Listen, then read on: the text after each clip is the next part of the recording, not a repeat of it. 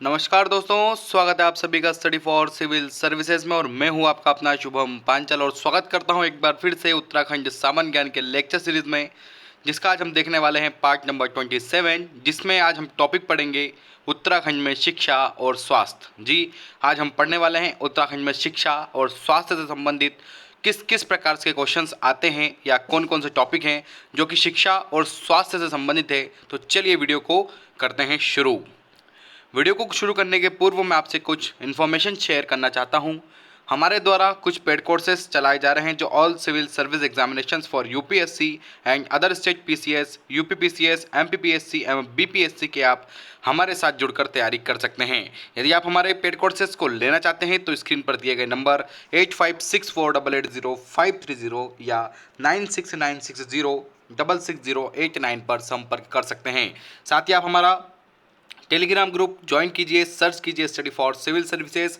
और यदि आपने टेलीग्राम डाउनलोड नहीं किया है तो आप प्ले स्टोर पर जाकर टेलीग्राम को डाउनलोड कर सकते हैं, फिर उसको अपना नंबर डाल के एक्टिवेट कर सकते हैं, फिर आप हमारा चैनल सब्सक्राइब कर सकते हैं, वो भी आपको बिल्कुल फ्री है। साथ ही में आप हमारे चैनल को लाइक कीजिए, शेयर कीजिए और कमेंट करिए, और साथ में चैनल को सब्सक्राइब करना ना भूलिएगा। जरूर से जरूर सब्सक्राइब कीजिए चैनल को और साथ में बेल आइकन को दबाइएगा, जिससे आपको समय पर नोटिफिकेशंस प्राप्त होते रहें। साथ ही आप स्टडी फॉर सिविल सर्विसेज को टेलीग्राम, इंस्टाग्राम, फेसबुक तथा ट्विटर पे भी आप हमें फ्री में फॉलो कर सकते हैं। तो चलिए वीडियो को शुरू करते हैं। शिक्षा और स्वास्थ्य, शुरुआत करेंगे उत्तराखंड में शिक्षा और स्वास्थ्य से संबंधित। तो शुरुआत हम कर रहे हैं उत्तराखंड में शिक्षा। यदि उत्तराखंड में शिक्षा की यदि बात की जाए तो उत्तराखंड राज्य में शिक्षा एवं परीक्षाओं आदि के संचालन हेतु उत्तराखंड शिक्षा एवं परीक्षा परिषद का गठन रामनगर नैनीताल में किया गया है। कहाँ किया गया है? रामनगर नैनीताल में इसका गठन किया गया है। और राज्य में शिक्षा अनुसंधान, मूल्यांकन तथा शिक्षकों के प्रशिक्षण हेतु राज्य शैक्षणिक अनुसंधान एवं विकास परिषद, जिसको SCERT कहते हैं, उसकी स्थापना वर्ष 2002 में टिहरी गढ़वाल में नरेंद्र नगर में की गई। कहाँ की गई? टिहरी गढ़वाल में नरेंद्र नगर में की गई। तो आप कह सकते हैं कि 2002 में जो राज्य शैक्षणिक अनुसंधान एवं प्रशिक्षण परिषद है, जो कि राज्य में शिक्षा अनुसंधान, उनका मूल्यांकन एवं शिक्षणों के जो शिक्षक हैं उनके प्रशिक्षण हेतु एक अनुसंधान है, जो कि टिहरी गढ़वाल में है, नानकी के कहाँ पे? नरेंद्र नगर में। और 2002 में इसकी स्थापना हुई थी। इसी के साथ साथ साक्षरता की यदि बात करें तो साक्षरता ही शिक्षा का प्रमुख, आप बोल सकते हैं कि वह है माध्यम है, मतलब शिक्षा ही साक्षर बनाती है व्यक्ति को। तो यदि हम साक्षरता की यदि बात करें तो साक्षरता के दृष्टिकोण से उत्तराखंड का देश में 17वां स्थान है। ध्यान रखिएगा, कौन सा स्थान है? 17वां स्थान है, ध्यान रखिएगा। और 2011 की जनगणना की यदि बात करें तो 2011 की जनगणना के अनुसार प्रदेश की साक्षरता 78.8% कितनी है? 78.8% है, जिसमें पुरुष व महिलाओं की साक्षरता 86.4% पुरुष साक्षर हैं और 70% आपकी महिलाएं साक्षर हैं। अब साक्षर होता क्या है? तो जनगणना वाला जो पार्ट है मैंने आप में उसको बताया था, पूरा साक्षरता हमने उसमें देखी थी। परंतु साक्षर की यदि छोटी सी डेफिनेशन देखें तो 7 वर्ष के उम्र के जो बच्चे हैं या बालिकाएं हैं, बालक हैं, इनके ऊपर के जो उम्र के बच्चे या बालक बालिकाएं हैं, यदि वह किसी लैंग्वेज को पढ़ लेते हैं, लिख लेते हैं, तो वह कहलाते हैं साक्षर। सीधी सी बात है। तो साक्षर पुरुष कितने हैं? 86.4% साक्षर हैं, महिलाएं 70% साक्षर हैं, और उत्तराखंड को देश में 17वां स्थान मिला है और कुल 78.8% साक्षर हैं। अब बात करते हैं प्राथमिक एवं माध्यमिक शिक्षा की। चूँकि आपको ज्ञात होगा कि प्राथमिक एवं माध्यमिक शिक्षा होती है, उसके बाद 12वीं के बाद जो आगे की शिक्षा होती है वो उच्च शिक्षा कहलाती है, परंतु हम शुरुआत करेंगे प्राथमिक और माध्यमिक शिक्षा से। तो राज्य के गठन के पश्चात कक्षा 1 से कक्षा 12वीं तक प्राथमिक एवं माध्यमिक शिक्षा को एकीकृत कर एक निर्देशालय का गठन किया गया है। और 2011 में प्राथमिक, माध्यमिक और अकादमिक में वो आते हैं आपके कोर्सेज, जैसे बैचलर डिग्री आती है, जैसे BA, BSc वगैरह वगैरह जो भी हैं वे आ जाती हैं। तो हम बात कर रहे थे 2011 की कि प्राथमिक, माध्यमिक और अकादमिक शिक्षा के अलग अलग निर्देशालय गठित किए गए हैं। और राज्य में रामनगर में विद्यालय शिक्षा परिषद, ध्यान रखिएगा, रामनगर में विद्यालय शिक्षा परिषद, देहरादून में माध्यमिक शिक्षा परिषद स्थित है। और राज्य में एक जिला शिक्षा एवं प्रशिक्षण संस्थान की स्थापना ऊधम सिंह नगर में की गई है। कहाँ पर की गई है? जिला शिक्षा एवं प्रशिक्षण संस्थान की स्थापना ऊधम सिंह नगर में की गई है। और राज्य में रुद्रप्रयाग, बागेश्वर, चंपावत में 3 लघु शिक्षा एवं प्रशिक्षण संस्थानों की स्थापना की गई है। और आर्थिक सर्वेक्षण की यदि हम बात करें तो आर्थिक सर्वेक्षण 2018 के अनुसार राज्य में 14,416 राजकीय विश्वविद्यालय हैं। ध्यान रखिएगा, राजकीय विद्यालय कितने हैं? तो 14,416 हैं। और आंकड़े कहाँ के हैं? 2018-19 के आंकड़ों के अनुसार 14,416 राजकीय विद्यालय आपको देखने को मिल जाएंगे। तो ये था एक छोटा सा कॉन्सेप्ट प्राथमिक और माध्यमिक शिक्षा के अंतर्गत कि पहली से लेकर 12वीं तक के जो विद्यार्थी हैं वे प्राथमिक और माध्यमिक विद्यालय के अंतर्गत पढ़ेंगे। उसके लिए राज्य सरकार क्या क्या बेनिफिट के सिस्टम ला रही है, क्या क्या सरकार योजना ला रही है, फिर वो शिक्षण व्यवस्था के लिए हो या फिर शैक्षणिक व्यवस्था के लिए हो। तो चलिए शुरू करेंगे हम प्राथमिक एवं माध्यमिक शिक्षा से जुड़ी योजनाओं को। सबसे पहला अभियान है और सबसे अधिक चलने वाला अभियान है स्कूल चलो अभियान। 1 जुलाई 2001 से शुरू हुआ था। इसका उद्देश्य शिक्षा और ज्ञान से है कि 6 से 14 वर्ष के जो बच्चे हैं वह 100% अपना स्कूल में नामांकन या ठहराव करवाएं। मतलब जो 6 से 14 वर्ष के जो बच्चे हैं उनको स्कूलों में दाखिला कराना अनिवार्य कर दिया गया है स्कूल चलो अभियान के अंतर्गत 1 जुलाई 2001 से। अगली परियोजना है हमारी आरोही परियोजना। अब क्वेश्चन अगर आ गया कि आरोही परियोजना किससे संबंधित है तो आपको ज्ञात होना चाहिए विद्यार्थियों से या शिक्षा से संबंधित है, जो कि कंप्यूटर की शिक्षा है। ध्यान रखिएगा, किसकी शिक्षा है? कंप्यूटर की शिक्षा है। तो चलिए शुरू करते हैं आरोही परियोजना को। यदि आरोही परियोजना की बात की जाए तो इसका उद्देश्य अध्यापकों एवं विद्यार्थियों को कंप्यूटर में प्रशिक्षित करना है। और इस परियोजना में माइक्रोसॉफ्ट और इंटेल की सहायता से इस परियोजना को बढ़ाया जा रहा है। मतलब इसमें माइक्रोसॉफ्ट और इंटेल की सहायता ली गई है। और शिक्षकों के प्रशिक्षण हेतु देहरादून में माइक्रोसॉफ्ट एकेडमी का भी स्थापना किया गया है। बिल्कुल सही है, क्योंकि जब शिक्षक ही प्रशिक्षित होंगे तभी तो वह अपनी शिक्षा बच्चों के देंगे। इसलिए सर्वप्रथम शिक्षकों को प्रशिक्षण दिया जा रहा है देहरादून में माइक्रोसॉफ्ट एकेडमी। तो ध्यान रखिएगा, माइक्रोसॉफ्ट एकेडमी कहाँ पर है? देहरादून में है। और आरोही परियोजना के अंतर्गत यहाँ पर कंप्यूटर से संबंधित शिक्षा उनको प्रदान की जा रही है। अगली प्रमुख योजना है राजीव गांधी नवोदय विद्यालय 2003। यदि राजीव गांधी नवोदय विद्यालय 2003 की बात की जाए तो इसका उद्देश्य था कि जो ग्रामीण क्षेत्र के प्रतिभाशाली छात्र हैं उनको बेहतर आवासीय शिक्षा आवासीय योजना के साथ साथ, मतलब आवास के साथ साथ उनको शिक्षा निःशुल्क प्रदान की जाए। सीधी सी बात है, राजीव गांधी नवोदय विद्यालय का उद्देश्य था कि जो ग्रामीण क्षेत्र के प्रतिभाशाली जो छात्र हैं छात्राएं हैं उनको बेहतर आवासीय शिक्षा दी जाए और जो कि पूर्ण रूप से निःशुल्क रहती है। अगली विद्यालय योजना है कस्तूरबा गांधी बालिका विद्यालय योजना 2004। यदि कस्तूरबा गांधी बालिका विद्यालय 2004 की बात करें तो अनुसूचित जाति अनुसूचित जनजाति की छात्राओं को निःशुल्क आवासीय बालिका शिक्षा प्रदान करना इसका मुख्य उद्देश्य है कस्तूरबा गांधी बालिका विद्यालय 2004 का। अगली योजना है हमारी शिक्षा आचार्य योजना 2004। शिक्षा आचार्य योजना 2004 की यदि बात करें तो इसके अंतर्गत राज्य के बच्चों को कक्षा 1 से 5वीं तक निःशुल्क पुस्तकों के साथ आधारभूत शिक्षा प्रदान करना शिक्षा आचार्य योजना के अंतर्गत आया है कि 1 से जो 5वीं तक के बच्चे हैं उनको राज्य सरकार द्वारा निःशुल्क पुस्तक वितरण की जा रही है शिक्षा आचार्य योजना 2004 के अंतर्गत। अगली योजना है तेजस्वी छात्र योजना। यदि तेजस्वी छात्र योजना की बात की जाए तो इसके अंतर्गत गरीबी रेखा के नीचे वाले परिवारों को जो बालिकाएं हैं, ध्यान रखिएगा, जो गरीबी रेखा के नीचे के परिवार की जो बालिकाएं हैं उनको 9वीं व 10वीं में प्रवेश लेने पर 1,000 रुपये व 2,000 रुपये दिए जाने की व्यवस्था तेजस्वी छात्र योजना के अंतर्गत आई गई है। मतलब यदि 9वीं में एडमिशन लेंगे तो 1,000 रुपये और 10th में एडमिशन लेंगे तो 2,000 रुपये राज्य सरकार की तरफ से तेजस्वी छात्र योजना के अंतर्गत दी जा रही है। अगली योजना है शिक्षा मित्र योजना। शिक्षा मित्र योजना आई थी आपकी 2004 में, जिसका उद्देश्य था कि ग्रामीण क्षेत्र में शिक्षकों की कमी को दूर करना है। और इसके अंतर्गत प्राथमिक विद्यालयों में मानदेय वेतन 13,000 रुपये पर शिक्षा मित्र नियुक्त किए गए हैं। ध्यान रखिएगा, जो 13,000 रुपये हैं मतलब 13,000 रुपये माह पर शिक्षा मित्र को नियुक्त किए जाने की इसमें घोषणा हुई थी, जो कि अमल भी हुई है। तो शिक्षा मित्र योजना 2004 में शुरू हुई थी कि जो ग्रामीण क्षेत्र के स्कूल हैं जहाँ पर शिक्षकों की कमी है वहाँ पर शिक्षा मित्र को रखा जाए और उनका वेतनमान न्यूनतम 13,000 रुपये होगा ही होगा। अगली योजना है काल्प योजना 2004। यदि काल्प योजना 2004 की बात करें तो काल्प योजना कंप्यूटर की शिक्षा प्रदान करने हेतु कंप्यूटर एंड लर्निंग कार्यक्रम काल्प, कंप्यूटर एंड लर्निंग कार्यक्रम, मतलब ए से भर दिया उन्होंने, काल्प कर दिया उसको। तो computer C and A learning A और पी कार्यक्रम प्रोजेक्ट, ध्यान रखिएगा काल्प इसका है आपका फुल फॉर्म। तो कंप्यूटर एंड लर्निंग प्रोग्राम जो है वो काल्प है, ध्यान रखिएगा। और कंप्यूटर की शिक्षा प्रदान करने हेतु यह प्रोग्राम लॉन्च किया गया 2004 से, जिसके अंतर्गत 9वीं से 10वीं तक के जो विद्यार्थी हैं उनको साइंस एंड मैथ्स की पढ़ाई मल्टीमीडिया सीडी द्वारा किए जाने की व्यवस्था है। मतलब डिजिटल जो क्लासरूम की बात कही जा रही है उससे संबंधित है हमारी काल्प योजना कि अब जो डिजिटल बोर्ड होगा उस पर मल्टीमीडिया सीडी द्वारा 9th और 12th के जो बच्चे हैं, मतलब 9वीं 10वीं 11वीं 12वीं के जो बच्चे हैं उनको साइंस और गणित की जो पढ़ाई है अब वो डिजिटल माध्यम से की जाएगी काल्प योजना के अंतर्गत 2004 से। अगली योजना है आदर्श विद्यालय 2004।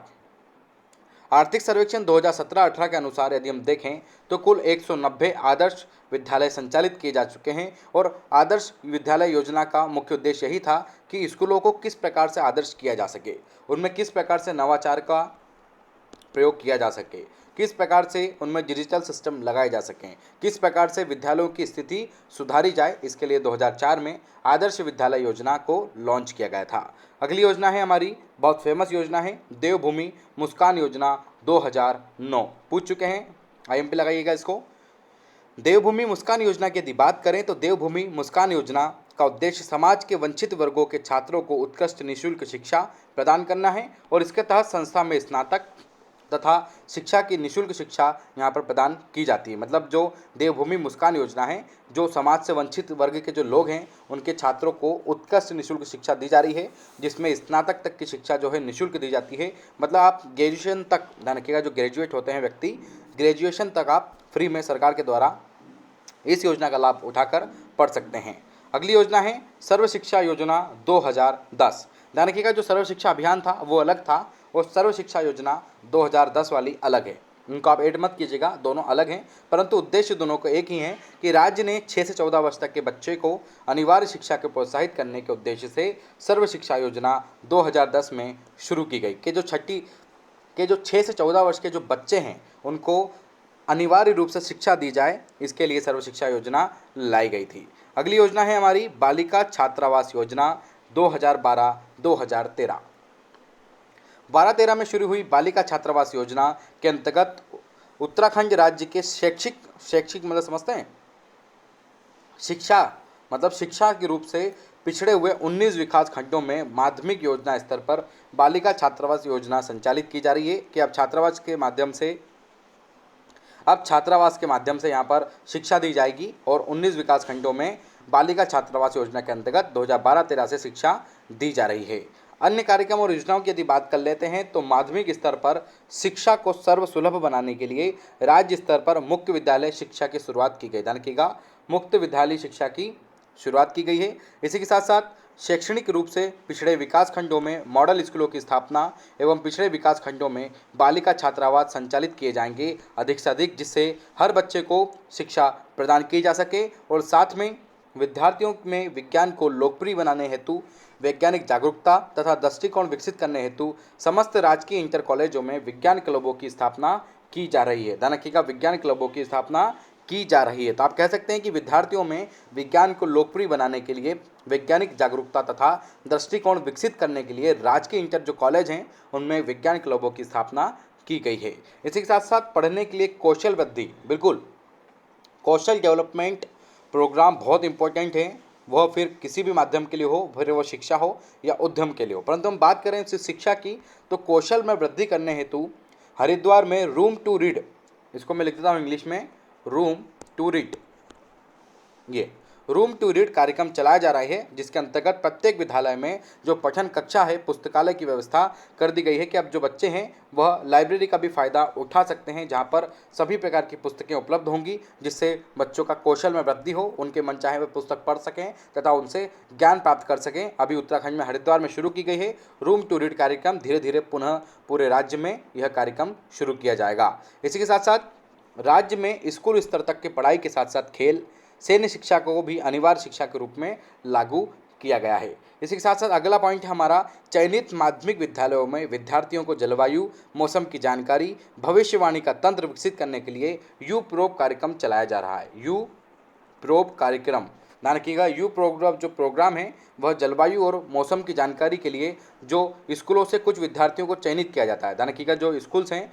कई स्कूलों से हर विद्यालय से कुछ कुछ विद्यार्थियों को चयनित किया जाता है, फिर उनको जलवायु और मौसम की जानकारी या भविष्यवाणी की जानकारी किस प्रकार से मिलती है, उसका स्ट्रक्चर किस प्रकार का रहता है, उसका तंत्र किस प्रकार का रहता है, क्या मशीनरी सिस्टम्स रहते हैं, इनके लिए यू प्रोब कार्यक्रम चलाया जा रहा है कि बच्चों को भी तकनीकी शिक्षा का भी ज्ञान रहे।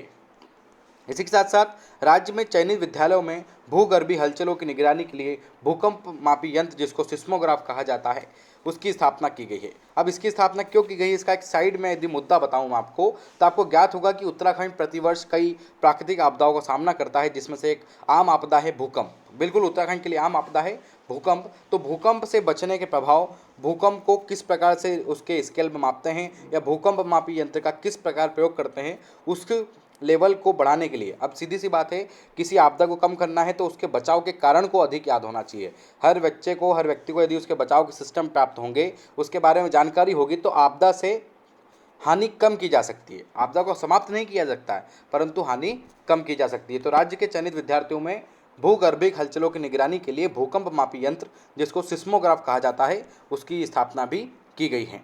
साथ में राज्य के छात्रों हेतु राष्ट्रीय और अंतर्राष्ट्रीय स्तर की प्रतिस्पर्धा प्रतियोगिताओं हेतु 9th से सीबीएसई पाठ्यक्रम प्रारंभ किया गया है कि जो उत्तराखंड स्टेट के जो स्टूडेंट्स हैं वो एक माध्यमिक शिक्षा मंडल के अंतर्गत पढ़ रहे थे, अब उनको उच्च शिक्षा हेतु, मतलब जो नेशनल और इंटरनेशनल शिक्षा है, जिसको आप सीबीएसई कहते हैं, सीबीएसई शिक्षा भी उनको, अब सीबीएसई पाठ्यक्रम भी अब 9वीं के बाद से उत्तराखंड में शुरू हो गया है कि 9th के बाद अब सीबीएसई सिस्टम हमारे राज्य में कई स्कूलों में शुरू हो गया है और धीरे धीरे यह सिस्टम पहली से भी शुरू हो जाएगा आने वाले समय में। इसी के साथ साथ विद्यार्थियों की सुरक्षा के लिए निःशुल्क विद्यार्थी सुरक्षा बीमा योजना भी चलाई जा रही है। अभी मैंने पुनः आपको बताया था कि आपदाओं से संबंधित हमारा राज्य है, आपदा आना, प्राकृतिक आपदा आना एक आम बात बना रहता है। तो हर व्यक्ति का, हर विद्यार्थी का, यहाँ हम बात करेंगे सिर्फ विद्यार्थियों की, तो हर विद्यार्थियों का एक सुरक्षा बीमा हो, उसी के लिए गवर्नमेंट ने निःशुल्क विद्यार्थी सुरक्षा बीमा योजना चलाई है। और इसी के साथ साथ और कुछ किया है सरकार ने, तो वो भी देख लेते हैं। तो राज्य के समस्त राजकीय एवं परिषद विद्यालयों के 8वीं और पहली, मतलब पहली से 8वीं तक के छात्रों को निःशुल्क पाठ्य पुस्तकों के वितरण की भी व्यवस्था की गई है कि जो शासकीय स्कूल हैं, सरकारी स्कूल हैं, उसमें पहली से लेकर कक्षा 8वीं तक के जितने भी विषय हैं, उनकी जो पुस्तकें हैं, वह विद्यार्थियों को निःशुल्क प्रदान की जाएगी। तो ये तो बात हो गई हमारी प्राथमिक और माध्यमिक शिक्षा की। अब बात करेंगे हम उच्च शिक्षा की। उच्च शिक्षा की यदि चर्चा की जाए तो उच्च शिक्षा में हम देख लेते हैं, उच्च शिक्षा के प्रशासन के लिए उच्च शिक्षा निर्देशालय की स्थापना कहाँ की गई है, तो हल्द्वानी और नैनीताल में की गई है। हल्द्वानी मतलब नैनीताल जिला है, उसमें की गई है। तो उच्च शिक्षा के प्रशासन के लिए उच्च शिक्षा निर्देशालय की स्थापना हल्द्वानी या नैनीताल में की गई है। अब क्वेश्चन आता है कि उच्च शिक्षा निर्देशालय कहाँ है, तो आपको याद होना चाहिए हल्द्वानी में है और जिला कौन सा है आपका, नैनीताल है। इसी के साथ साथ उत्तराखंड राज्य के गठन से पहले यहाँ उच्च शिक्षा के सभी श्रेणियों में कुल 6 विश्वविद्यालय थे। रुड़की, गढ़वाल, कुमाऊं, रुड़की तो IIT भी है, ध्यान रखिएगा, गढ़वाल, कुमाऊं, गुरुकुल, कांगड़ी, डिम्ड, पंतनगर और वन अनुसंधान संस्थान जो डिम्ड है, वह इसके आप बोल सकते हैं कि उत्तराखंड राज्य के गठन के पूर्व से उच्च शिक्षा हेतु हमारे राज्य में विश्वविद्यालय रहे हैं। और राज्य शैक्षणिक प्रबंधन एवं परीक्षण संस्थान सीमेट, जो कि देहरादून में स्थापित किया गया है। ध्यान रखिएगा, सीमेट कहाँ पर है, देहरादून में स्थापित किया गया है। और आर्थिक सर्वेक्षण 2018-19 का डाटा एनालिसिस कर रहे हैं तो राज्य में 102 राजकीय महाविद्यालय, 12 राजकीय विश्वविद्यालय तथा 11 निजी विश्वविद्यालय व केंद्रीय विश्वविद्यालय उत्तराखंड स्टेट में आपको देखने को मिल जाएंगे। तो ये हो गई उच्च शिक्षा की छोटी छोटी सी बातें। आइए शुरू करते हैं कि उत्तराखंड में कौन कौन से उच्च प्रतिष्ठित शिक्षा संस्थान हैं। तो चलिए उनका विवरण हम यहाँ पर देख लेते हैं। पहला है हमारा गुरुकुल कांगड़ी विश्वविद्यालय। गुरुकुल कांगड़ी विश्वविद्यालय की यदि बात की जाए तो आर्य समाज के संस्थापक स्वामी दयानंद सरस्वती ने एक ऐसी शिक्षा व्यवस्था की परिकल्पना की थी जिसके द्वारा जाति तथा वर्ण भेद किए बिना सभी लोगों को शिक्षा प्रदान की जाए। उसी का नाम है गुरुकुल कांगड़ी विश्वविद्यालय। मतलब जो आर्य समाज के संस्थापक हैं स्वामी दयानंद सरस्वती जी, उन्होंने ऐसी शिक्षा व्यवस्था की स्थापना करी कि गुरुकुल कांगड़ी में हर समाज का, हर धर्म का, हर जाति भेदभाव के बिना हर बच्चे को शिक्षा प्रदान की जाए। यही उद्देश्य था गुरुकुल कांगड़ी विश्वविद्यालय का। और गुरुकुल कांगड़ी विश्वविद्यालय की स्थापना स्वामी श्रद्धानंद जी ने मार्च 1902 में हरिद्वार में की। ध्यान रखिएगा, स्थापना किसने की, श्रद्धानंद जी ने मार्च 1902 में इसकी स्थापना की और 1924 में इस विश्वविद्यालय को कांगड़ी से स्थानांतरित कर कनखल और ज्वालापुर के मध्य में स्थापित कर दिया गया है। ध्यान रखिएगा, तो कनखल और ज्वालापुर के मध्य इसको स्थापित कर दिया गया है। इसके बाद सन 1962 में इसे हीरक जयंती के अवसर पर विश्वविद्यालय का दर्जा मिला है। किस जयंती के स्तर पर? हीरक जयंती के अवसर पर इसे विश्वविद्यालय का दर्जा मिल चुका है। तो गुरुकुल कांगड़ी अब एक विश्वविद्यालय बन चुका है और इसकी गिनती देश के उत्कृष्ट विश्वविद्यालयों में की जाती है और यह एक ऐसा एकमात्र विश्वविद्यालय है जो कि प्राचीन विधाओं के साथ साथ आधुनिक विषय प्रबंध, प्रौद्योगिक, कंप्यूटर आदि में उच्च शिक्षा प्रदान कर रहा है। मतलब प्राचीन विधा तो दे रहा है, प्राचीन संस्कृति, प्राचीन प्रमाण, प्राचीन विधाएं आपको तो मिल ही रही हैं, साथ में अनेक प्रबंध, अनेक प्रौद्योगिकी, कंप्यूटर सिस्टम्स, उनकी जानकारी, इंफॉर्मेशन टेक्नोलॉजीज या अन्य टेक्नोलॉजीज को भी यहाँ पर उच्च शिक्षा के रूप में वहाँ पर प्रदान किया जा रहा है। अगला प्रौद्योगिकी विश्वविद्यालय है हमारा गोविंद वल्लभ पंत कृषि एवं प्रौद्योगिकी विश्वविद्यालय। यदि इस विश्वविद्यालय की बात करें तो भारत का प्रथम कृषि विश्वविद्यालय जो कि पंतनगर ऊधम सिंह नगर में बनाया गया। ध्यान रखिएगा, भारत का प्रथम कृषि विश्वविद्यालय कहाँ पर है? तो पंतनगर, जिला ऊधम सिंह नगर, राज्य उत्तराखंड में स्थित है, जिसकी स्थापना 17 नवंबर 1960 को तत्कालीन प्रधानमंत्री पंडित जवाहरलाल नेहरू द्वारा अमेरिकन लैंड ग्रांट पेटेंट पर की गई थी। ध्यान रखिएगा, किसके द्वारा की गई थी? प्रधानमंत्री पंडित जवाहरलाल नेहरू जी ने इसकी स्थापना 17 नवंबर 1960 में की गई, जो कि भारत का प्रथम कृषि विश्वविद्यालय पंतनगर ऊधम सिंह नगर है। और किस पैटर्न पर की गई थी? तो अमेरिकन लैंड ग्रांट पैटर्न जो कि है उस पैटर्न पर यह विश्वविद्यालय की स्थापना की गई थी। और इसी के साथ साथ पंतनगर परिसर के अतिरिक्त विश्वविद्यालय के 6 दूरस्थ परिसर हैं, जिनमें रानी चोरा, टिहरी जिला,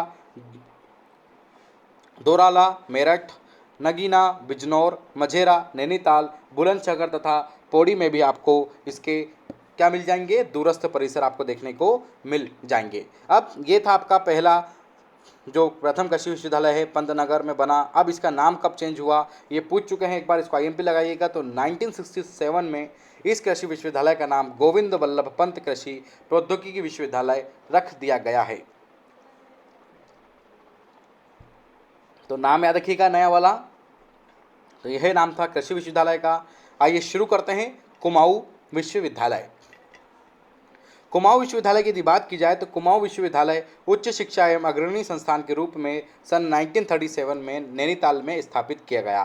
कहाँ पर स्थापित किया गया? सन 1937 में नैनीताल में स्थापित किया गया और यह शोध की एक अग्रणी संस्था है, जिसके 3 परिसर हैं, अल्मोड़ा, नैनीताल और भीमताल। कहाँ कहाँ पर है? अल्मोड़ा, नैनीताल और भीमताल में कुमाऊं विश्वविद्यालय के 3 परिसर हैं और इसके संबंध में 35 सहयुक्त महाविद्यालय संस्थान और कुमाऊं के 6 जनपदों में इसके 35 सहयुक्त महाविद्यालय फैले हुए हैं। और इस विश्वविद्यालय में नेटवर्किंग व्यावसायिक पाठ्यक्रम भी प्रारंभ अब कर दिया गया है। तो जिसको नेटवर्किंग व्यावसायिक पाठ्यक्रम पढ़ना है, जैसे MBA हो गया, ये MBA के साथ साथ में जो नेटवर्किंग सिस्टम, जो इंफॉर्मेशन IT सेक्टर्स हैं, वो भी आपको इस विश्वविद्यालय में देखने को मिल जाएंगे कुमाऊं विश्वविद्यालय के अंतर्गत। अगला विश्वविद्यालय है हमारा हेमवंती नंदन बहुगुणा गढ़वाल विश्वविद्यालय। तो चलिए शुरू करते हैं हेमवंती नंदन बहुगुणा गढ़वाल विश्वविद्यालय के बारे में। तो राज्य में उच्च शिक्षा को दृष्टि में रखते हुए गढ़वाल विश्वविद्यालय की स्थापना श्रीनगर पौड़ी गढ़वाल में 1973 में की गई। कब की गई? 1973 में की गई और अप्रैल 1989 में इसका नाम बदलकर हेमवती नंदन बहुगुणा गढ़वाल विश्वविद्यालय इसका नाम कर दिया गया। ध्यान रखिए, कितना कर दिया गया? हेमवती नंदन बहुगुणा गढ़वाल विश्वविद्यालय इसका नाम कर दिया गया। और इस विश्वविद्यालय के 3 परिसर, ध्यान रखिएगा, इस विश्वविद्यालय के 3 परिसर हैं, बिड़ला परिसर, श्रीनगर गढ़वाल मुख्यालय जो कि इसका मुख्यालय है, डॉक्टर V गोपाल रेड्डी परिसर, पौड़ी एवं स्वामी रामतीर्थ बादशाही थोल परिषद जो कि टिहरी में स्थित है। तो ध्यान रखिएगा इसके कितने परिषद हैं? तो इसके 3 परिसर हैं, आप देख लीजिएगा। इसी के साथ साथ 2009 में इसे केंद्रीय विश्वविद्यालय का दर्जा प्रदान कर दिया गया है और विश्वविद्यालय में भौतिकी, रसायन विज्ञान मतलब केमिस्ट्री, बायोलॉजी, जंतु विज्ञान, भौतिकी मतलब फिजिक्स, जंतु विज्ञान विभाग को भी भारत सरकार के विज्ञान एवं प्रौद्योगिकी विभाग द्वारा इंटरनेट नेटवर्किंग कार्यक्रम तथा कंप्यूटरीकरण हेतु फिस्ट कार्यक्रम के अंतर्गत अनुदान एवं स्वीकृत किया गया है कि जो फिस्ट कार्यक्रम चलाया जा रहा है उसके अंतर्गत इस विश्वविद्यालय को अब इंक्लूड किया गया है। अगला विश्वविद्यालय है हमारा देवी संस्कृति विश्वविद्यालय। देवी संस्कृति विश्वविद्यालय की यदि बात की जाए तो हरिद्वार की यह शिक्षण संस्था श्रेष्ठ जीवन मूल्यों की प्रतिष्ठापना करने, विद्यार्थियों को सम्मानजनक जीविकोपार्जन के अवसर एवं संभावनाओं को प्राप्त करने योग्य बनाने के लिए निरंतर प्रयास कर रहा है। वह है हमारा देवी संस्कृति विश्वविद्यालय। इसी के साथ से गायत्री शक्तिपीठ के वैज्ञानिक आध्यात्मिक चिंतक श्री पंडित श्री राम शर्मा आचार्य जी की परिकल्पनाओं का मूर्त स्वरूप देव संस्कृति विश्वविद्यालय शांति कुंज हरिद्वार इनके समग्र प्रयासों का प्रतिमान है और इस विश्वविद्यालय की स्थापना उत्तराखंड विधानसभा द्वारा प्रतिस्थापित देवभूमि विश्वविद्यालय विधेयक 2002 के अंतर्गत हरिद्वार में की गई थी। अब क्वेश्चन आ गया कि देव संस्कृत विश्वविद्यालय विधेयक 2002 के अंतर्गत देव संस्कृति विश्वविद्यालय की स्थापना की गई है। आपको याद होना चाहिए, बस इतना सा क्वेश्चन है, क्वेश्चन इसमें बन सकता है, इसलिए इसको एमपी लगा लीजिएगा कि इसके लिए विधानसभा में एक प्रस्ताव लाया गया था, देव संस्कृति विश्वविद्यालय विधेयक 2002। अगला विश्वविद्यालय हमारा श्रीदेव सुमन विश्वविद्यालय। यदि श्रीदेव सुमन विश्वविद्यालय की बात की जाए तो इस विश्वविद्यालय की स्थापना वर्ष 2010 में वर्ष 2010 में हेमवती नंदन गढ़वाल विश्वविद्यालय की टिहरी परिसर को अलग करके दीनदयाल उपाध्याय उत्तराखंड विश्वविद्यालय के नाम से हुई है। मतलब जो श्रीदेव सुमन विश्वविद्यालय हैं इनको स्थापना 2010 में की गई थी और जो हेमवती नंदन गढ़वाल विश्वविद्यालय था उसके परिसर को अलग कर यहाँ पर अब दीनदयाल उपाध्याय उत्तराखंड विश्वविद्यालय के नाम सर उसको बनाया गया और 2012 में इसका भी नाम चेंज कर श्रीदेव सुमन विश्वविद्यालय कर दिया गया है। और ये इसका एक परिसर सेलाकुई देहरादून में भी स्थित है। ध्यान रखिएगा, इसका परिसर याद रखिएगा, कौन से विश्वविद्यालय के परिसर किस किस जिले में है ये इंपॉर्टेंट है। तो इसका परिसर सेलाकुई देहरादून में स्थित है। तो ये तो हो गए, हमने देखा कि एक साथ हमने समग्र जानकारी को आपको बताया कि किस किस के कितने कितने आपके विश्वविद्यालय हमारे उत्तराखंड राज्य में हैं। आइए एक नज़र में देख लेते हैं कि उत्तराखंड में कौन कौन से विश्वविद्यालय हैं। मैंने एक टेबल बनाई है इसके लिए जो कि आपको एक अच्छे से पढ़ने में इंपॉर्टेंस होगी। पहले हमने बड़ा डिटेल, अब हम देखेंगे उसका वन लाइन में। तो गुरुकुल कांगड़ी विश्वविद्यालय 1902 हरिद्वार, गोविंद वल्लभ पंत कृषि विश्वविद्यालय 1960 ऊधम सिंह नगर, हेमवती नंदन बहुगुणा गढ़वाल विश्वविद्यालय 1973 पौड़ी गढ़वाल, कुमाऊं विश्वविद्यालय 1973 नैनीताल, वन अनुसंधान संस्थान 1991 देहरादून जिला, हिमालयन इंस्टीट्यूट 1996 जोली ग्रांट, मेडिकल विश्वविद्यालय आपका कहाँ पर है तो मेडिकल विश्वविद्यालय आपका देहरादून में, देव संस्कृति विश्वविद्यालय 2002 हरिद्वार, हिमगिरी नभ विश्वविद्यालय 2003 Dehradun, university of petroleum and energy studies 2003 Dehradun में है। देखिए थोड़ा स्पीड है यहाँ पर इस वीडियो में क्योंकि टॉपिक बड़ा है और स्पीड नहीं, देखिए मैंने डिटेल पढ़ा ही दी आपको तो क्यों बोर हो, इसलिए हम इसको थोड़ा सा फास्ट देख रहे हैं कि एक नज़र में हम इसको चेक कर लें तो फिर आगे की स्लाइड को हम शुरू करेंगे। तो दून विश्वविद्यालय 2005 देहरादून में शुरू किया गया है। उत्तराखंड संस्कृत विश्वविद्यालय 2005 हरिद्वार में शुरू किया गया है। उत्तराखंड टेक्निकल यूनिवर्सिटी जो कि 2005 देहरादून में शुरू की गई है। उत्तराखंड मुक्त यूनिवर्सिटी 2005 हल्द्वानी में शुरू की गई है। उत्तराखंड आयुर्वेदिक विश्वविद्यालय 2009 हरिद्वार में शुरू किए गए हैं। Uttarakhand university of horticulture and forestry Bharsar 2011 में स्थापना की गई है। श्रीदेव सुमन उत्तराखंड यूनिवर्सिटी टिहरी जिला 2011, मदरहुड विश्वविद्यालय 2015 हरिद्वार, हिमालयन गढ़वाल विश्वविद्यालय डिम्ड 2016 पौड़ी जिला, भगवत ग्लोबल विश्वविद्यालय 2016 कोटद्वार, रास बिहारी बोस सुबाहरी विश्वविद्यालय 2016 चक्राता देहरादून, श्री गुरु रामराय विश्वविद्यालय 2017 देहरादून, क्वांटम विश्वविद्यालय 2017 रुड़की में बनाया गया था। ये थे आपके कुछ विश्वविद्यालय जो कि हम यहाँ पर कंप्लीट कर चुके हैं। आइए बात करते हैं उच्च शिक्षा के जो नेशनल स्तर के संस्थान हैं उनको भी हम देख लेते हैं। जैसे आईआईटी रुड़की जो कि बहुत इंपॉर्टेंट है, पूछा जा सकता है, तो देख लेते हैं आईआईटी रुड़की की स्थापना कब की गई, कब से इंजीनियरिंग विश्वविद्यालय बना गया या कब से यह शुरू हुआ। तो सीधी सी बात है, आईआईटी रुड़की 1847 में स्थापित की गई थी और 1949 से इंजीनियरिंग बना और 2001 से इसको विश्वविद्यालय की स्थापना मिल चुकी थी। तो आईआईटी रुड़की कहाँ पर है तो ध्यान रखिएगा, आईआईटी रुड़की के नाम से प्रसिद्ध है, देश नहीं बल्कि विदेश में भी स्थित है, प्रसिद्ध है, बिल्कुल प्रसिद्ध है। आईआईटी रुड़की का नाम देश नहीं बल्कि विदेश स्तर पर भी प्रसिद्ध है और उत्तराखंड राज्य के लिए गौरवान्वित आप बोल सकते हैं कि गौरवान्वित है। ध्यान रखिएगा, इसका गौरव है उत्तराखंड राज्य का। अगला है हमारा राष्ट्रीय प्रौद्योगिकी संस्थान श्रीनगर पौड़ी 2010, भारतीय प्रबंधन संस्थान Kashipur Udham Singh Nagar 2011, all India institute of medical science AIIMS जो कि ऋषिकेश में है 2012, एम्स ध्यान रखिएगा ऋषिकेश में है, बहुत बड़ा हॉस्पिटल है और मेडिकल साइंस का कॉलेज भी है। और इंदिरा गांधी राष्ट्रीय फॉरेस्ट एकेडमी जो कि देहरादून 1987 में बनाई गई है, जिसमें आईएफएस जो ऑफिसर होते हैं, इंडियन फॉरेस्ट सर्विस के जो ऑफिसर्स होते हैं, साथ में स्टेट फॉरेस्ट ऑफिसर के जो ऑफिसर्स होते हैं उनकी एकेडमी है और इसमें यहाँ पर इनका प्रशिक्षण भी दिया जाता है और साथ में यहाँ पर विश्वविद्यालय भी है जहाँ पर कुछ कोर्सेज होते हैं। और है हमारा एक और Indian military academy Dehradun 1932, Indian military academy है ध्यान रखिएगा। आईए में जो यूपीएससी सीडीएस का नाम सुना होगा आपने, यूपीएससी सीडीएस जिसे हम ऑफिसर्स जो बनते हैं उनको भी यहाँ पर इंडियन मिलिट्री एकेडमी देहरादून में भी उनको ट्रेनिंग दी जाती है। आइए बात करेंगे हम, ये हो गए हमारे सभी प्रतिष्ठान। अब चर्चा करेंगे हम कुछ प्रमुख प्रतिष्ठित स्कूल और कॉलेजों की। तो शुरू करते हैं उत्तराखंड के प्रतिष्ठित स्कूल और कॉलेज। तो पहला है हमारा श्री गुरु राम राय एजुकेशन मिशन देहरादून। यदि श्री राम राय एजुकेशन मिशन देहरादून की बात की जाए तो शिक्षा के क्षेत्र में राज्य में गुरु राम राय एजुकेशन मिशन का एक महत्वपूर्ण योगदान रहा है और इस मिशन की स्थापना 1950 में श्री महंत इंद्रिश चरणदास जी ने की थी। किसने की थी?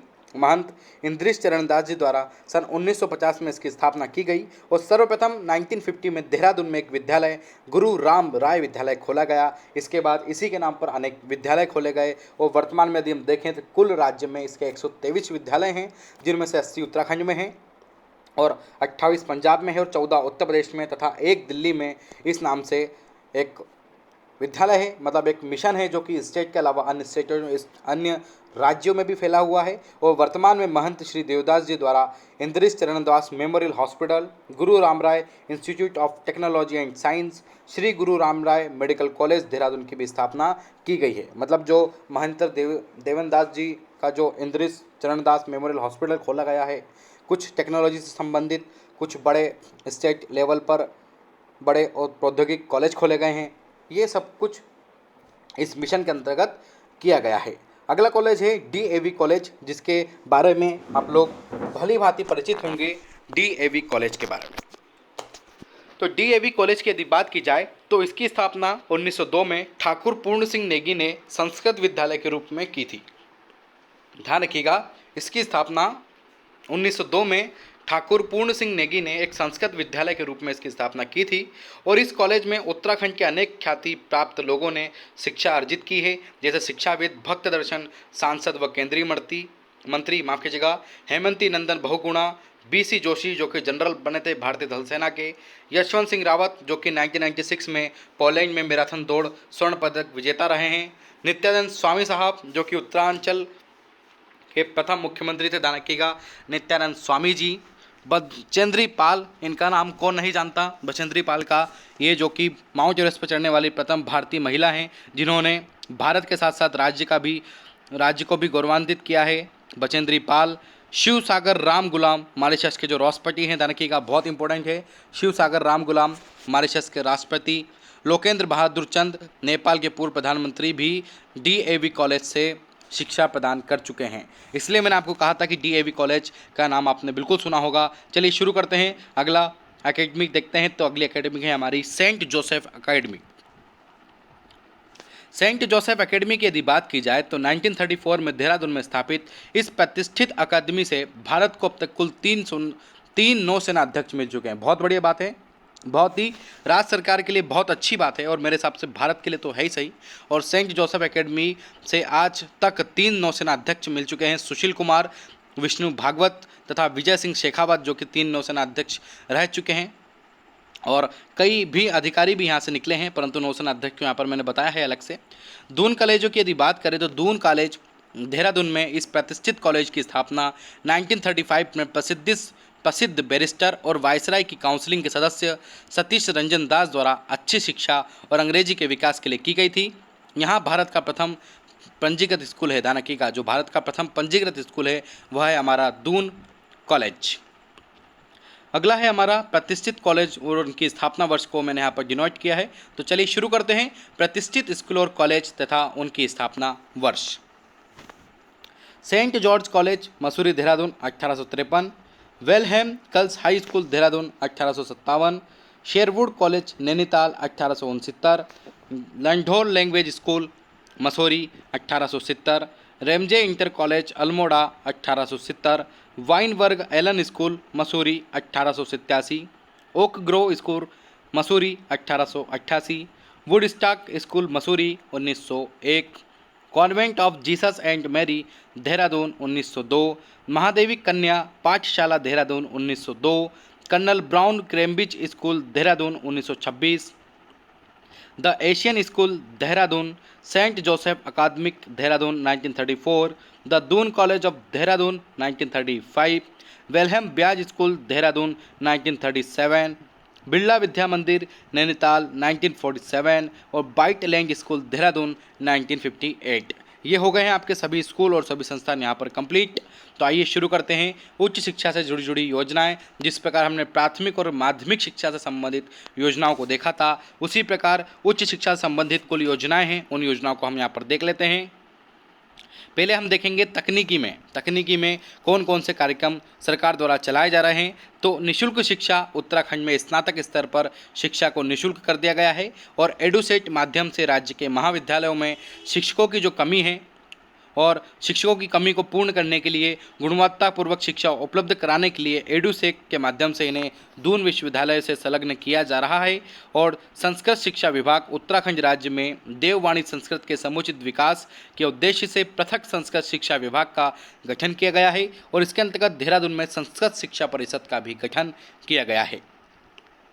आपको पता होगा कि संस्कृत उत्तराखंड की लैंग्वेज है और इसके लिए इसके समुचित विकास के उद्देश्य से जो प्रथम संस्कृत शिक्षा विभाग है उसका गठन उत्तराखंड सरकार द्वारा किया गया है, उत्तराखंड राज्य में किया गया है और देहरादून में संस्कृत शिक्षा परिषद का गठन भी किया गया है।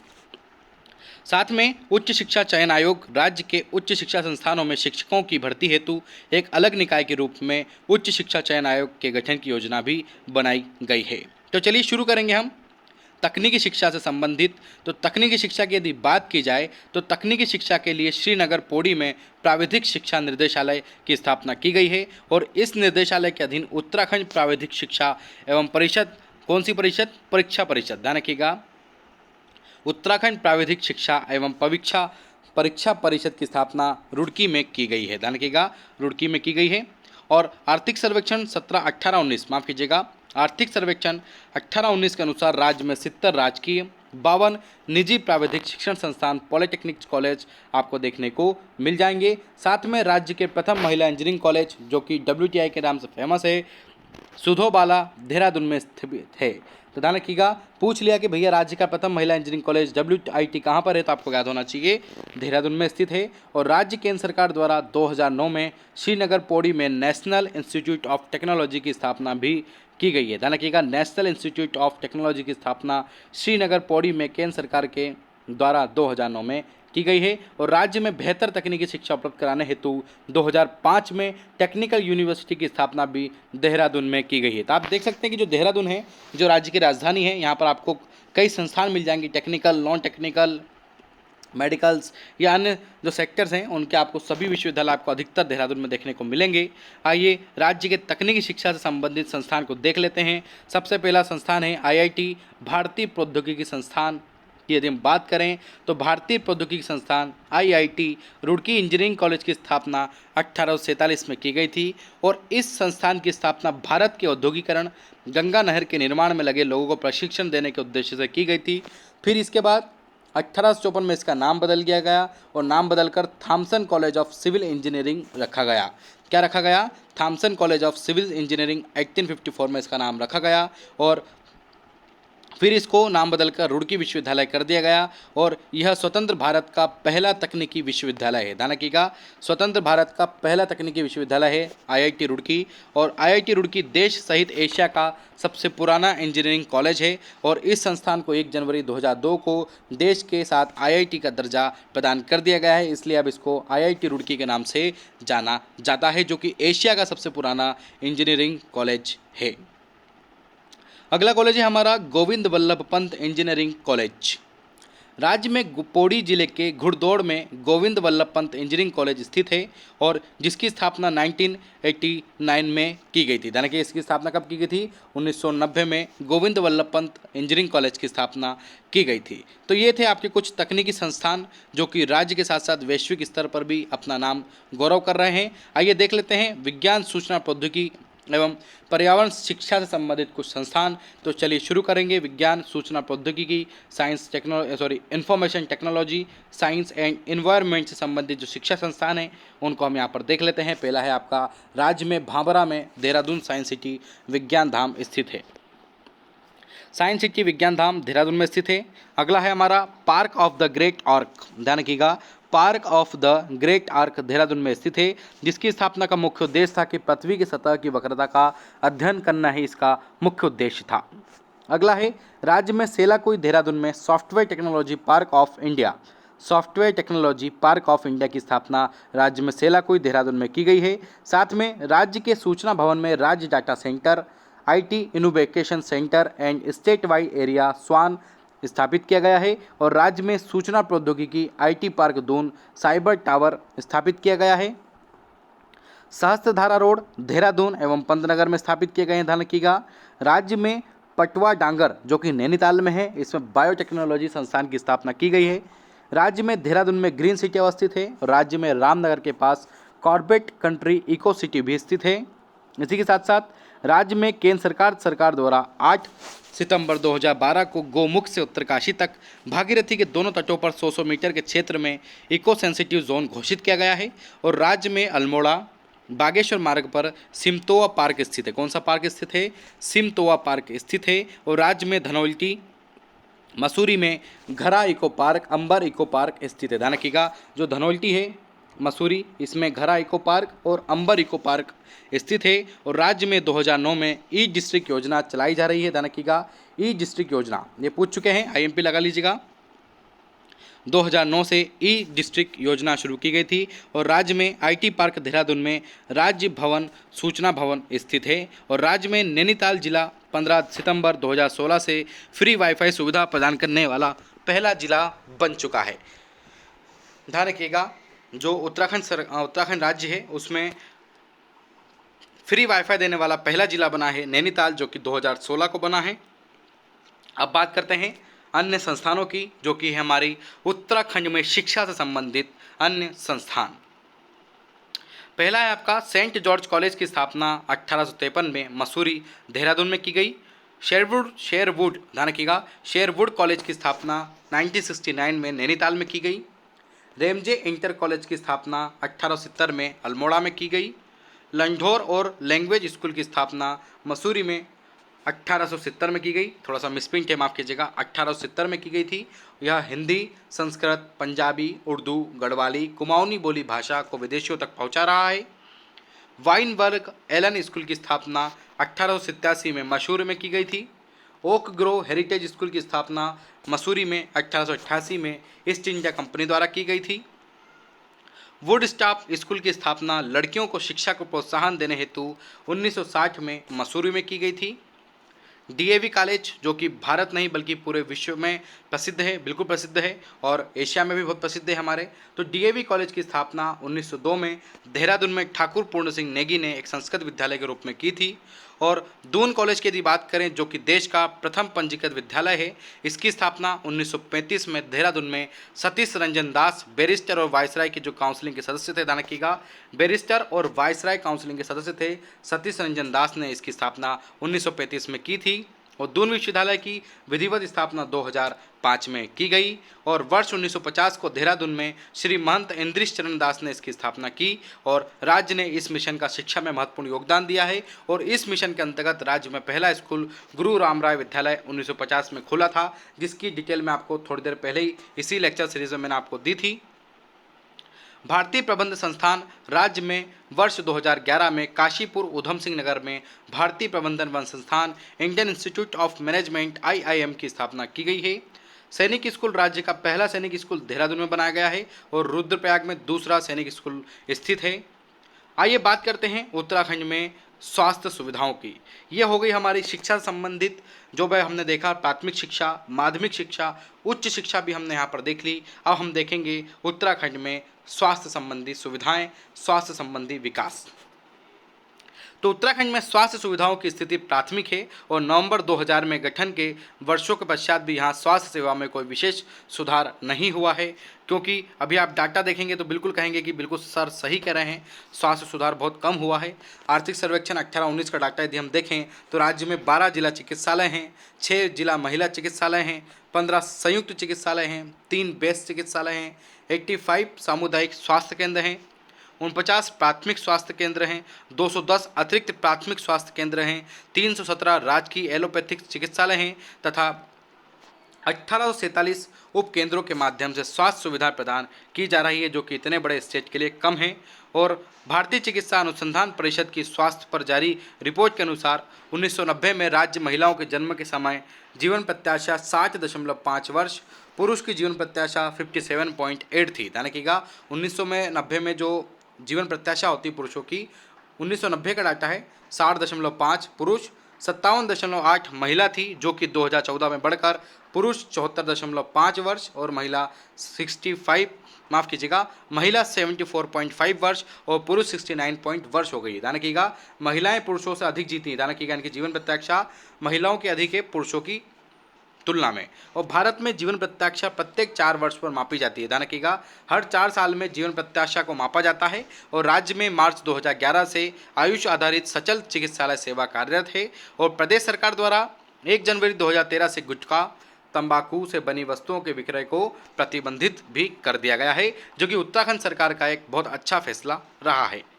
आइए बात करते हैं चिकित्सा स्वास्थ्य कल्याण के प्रमुख कार्यक्रम की, कि कौन कौन सी सेवा उत्तराखंड में चिकित्सा एवं स्वास्थ्य से संबंधित है। तो पहली है हमारी हवाई एम्बुलेंस सेवा।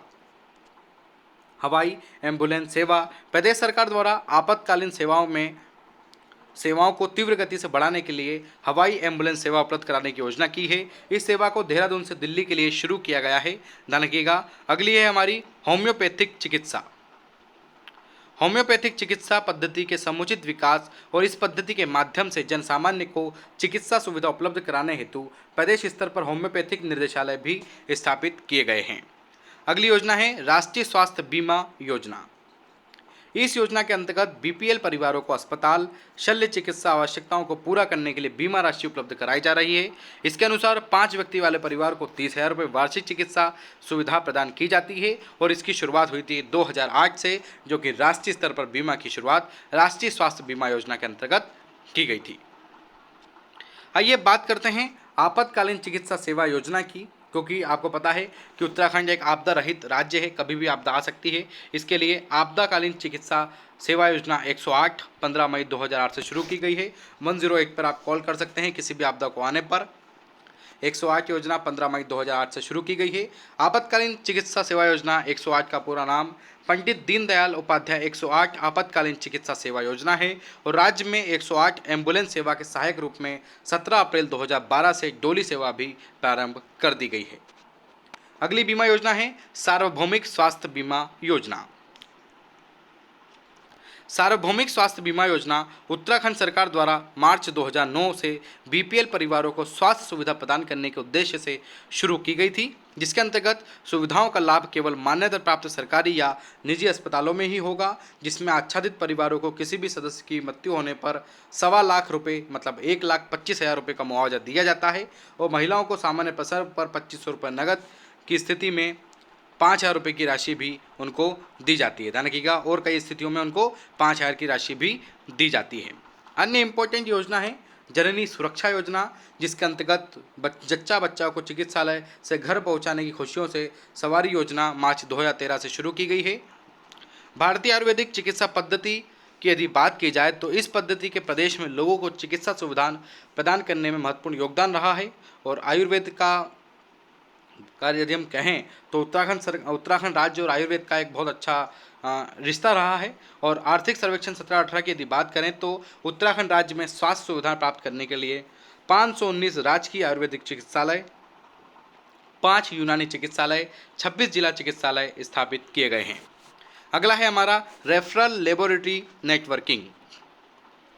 राज्य में लैब सुविधाओं को बढ़ाने के लिए इस योजना के अंतर्गत 3 मेडिकल कॉलेज HIV अन्य महत्वपूर्ण ब्लड के सैंपल या इनमें जांचे जा सकते हैं और मेडिकल कॉलेज में जोलीग्रांट देहरादून, हल्द्वानी नैनीताल तथा श्रीनगर पौड़ी शामिल हैं, जिसमें रेफरल लेबोरेटरी नेटवर्किंग सिस्टम को स्थापित किया गया है।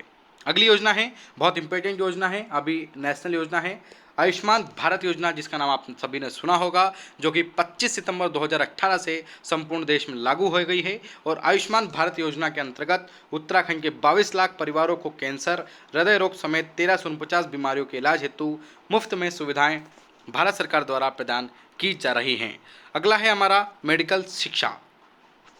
अब मेडिकल शिक्षा की यदि बात की जाए तो राज्य में सन 1989 में देहरादून में पहला medical college Himalayan institute of medical sciences की स्थापना की गई और वर्ष 2007 में इस कॉलेज को डीम्ड विश्वविद्यालय का दर्जा प्रदान किया गया। ध्यान रखिएगा, डीम्ड विश्वविद्यालय का दर्जा इसको प्रदान किया गया है। और doctor Sushila Tiwari memorial hospital राज्य सरकार द्वारा मेडिकल कॉलेज का दर्जा प्राप्त हुआ है, जो कि हल्द्वानी नैनीताल में स्थित है। कहाँ पर स्थित है? हल्द्वानी नैनीताल में स्थित है। इसी के साथ साथ वीर चंद्र सिंह गढ़वाली राजकीय मेडिकल कॉलेज की स्थापना श्रीनगर पौड़ी में 2008 में की गई और वर्ष 2009 में आयुर्वेदिक विश्वविद्यालय की स्थापना देहरादून में की गई। कहाँ की गई?